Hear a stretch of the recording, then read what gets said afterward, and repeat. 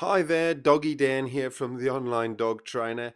This is Austin, a dog that I worked with at the weekend, and as you can see, he could jump pretty high, and that was sort of one of the main issues that they had, that whenever they had a ball or a stick in their hands, he was up there. I'm actually 2 meters tall, so you can imagine how high his mouth is, his jaw. It's up there at 2 meters high, and he was a pretty powerful boy with a lot of energy. It was pretty dangerous because if you didn't have a chucker, he would actually try and grab the ball out of your hands as well. So that was a bit of an issue. And as you can see from my facials, it was actually pretty scary. If you watch this, he really can jump, that boy. And sometimes he was getting you in the stomach with his paw. The other thing is, if you watch him, he doesn't need much of a run up. He can literally jump from a standing start and then bound again. So watch, here he goes. He goes up from almost a standing start, and then he leaps back almost immediately and uses my stomach for takeoff. So it's pretty painful. That's a little bit. Oh, oh. Yeah. Yeah.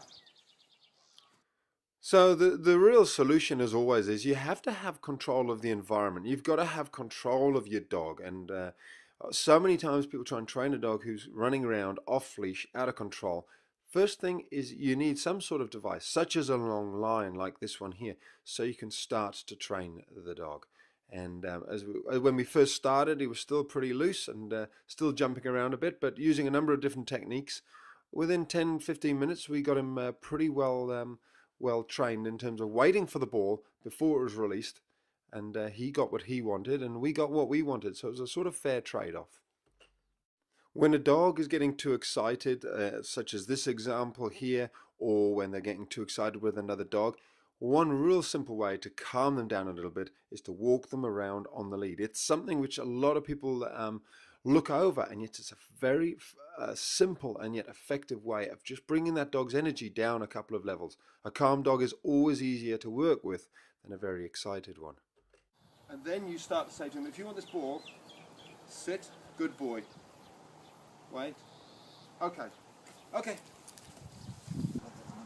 Now you can feel him already sort of thinking about doing a sit. Yeah.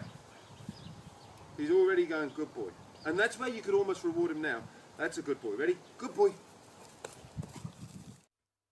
And it wasn't long before we had dear Austin waiting for the ball both out of the hand and also when it was in the chucker. He really got it quite quickly, and very soon you'll be able to take that long line off and he'd still perform the same way. So lovely little success there. So there you have it. That's Austin, the jumping boxer dog. I've worked with a lot of dogs, a lot of jumping dogs, and a lot of jumping boxer dogs. And I think Austin is probably right up there with the best of them in terms of a vertical jump. So I hope you enjoyed this clip. If you'd like to see more of my consultations, or you've got problems and you'd like help with your dog, then check out theonlinedogtrainer.com.